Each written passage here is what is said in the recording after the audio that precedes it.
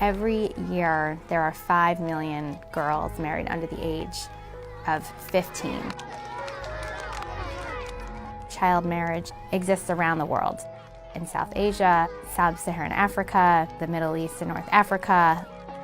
It's across regions, it's across cultures, it's across religions. Child marriage is an abuse of human rights. Girls are married at an age in which they are supposed to be in school, they are supposed to be protected, and they are called to be playing roles of adults, and they are girls. When I was 8 years old and my sister was 10 years old, my uncle came to our grandfather's place and he told him, I think now these girls are big enough for circumcision. So you know, you first have to be circumcised for you to get married.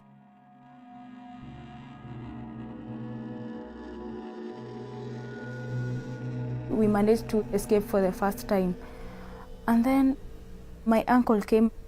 We were beaten and we had to tell him, Uncle, we promised that next time we are not going to run away. These children who have to sleep with old men don't even know what we are going to be doing in bed. And it is vicious.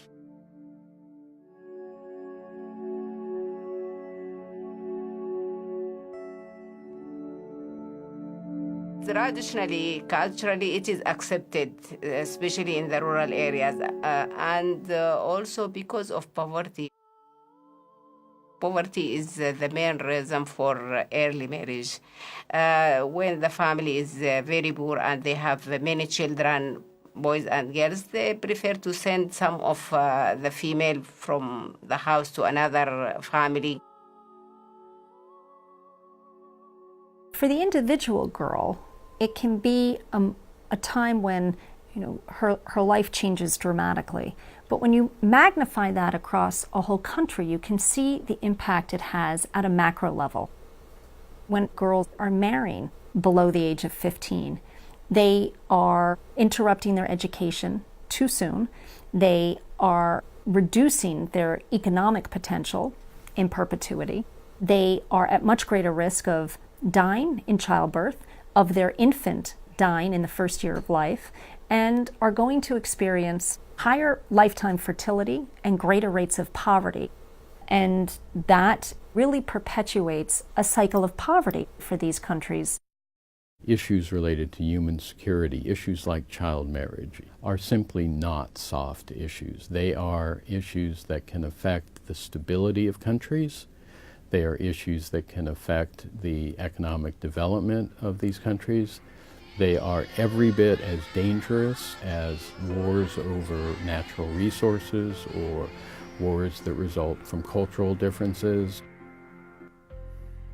We as a global community not only have a moral interest in protecting young girls in particular, but we have our own security interests at heart. If you care about economic development, you care about investing in women and girls, you care about reducing maternal mortality and infant mortality, you have to look at child marriage as a driver of all of these things. The evidence shows us, and common sense would show us as well, that education can delay and even prevent child marriage. It can raise incomes, and it certainly can improve health. There are a number of ways that the international community has sought in the past to address issues like child marriage. Frequently, we adopt sanctions.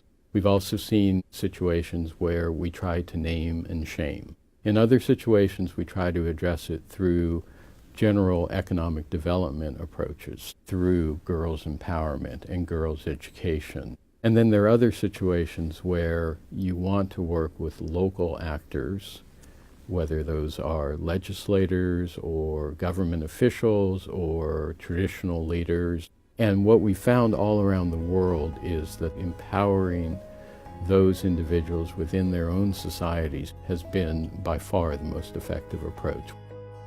You don't just empower them by telling them this is bad.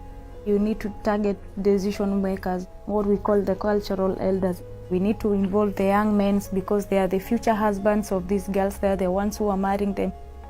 Everyone needs to get informed and let the decision come from them. It is not a disease, child marriage. It's a social condition.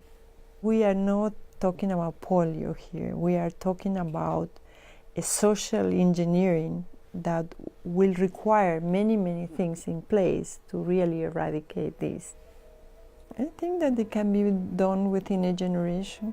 The issue of child marriage has been elevated in recent years, both in terms of U.S. foreign policy and also on the world stage. And at the country level, I think we are also seeing signs of progress.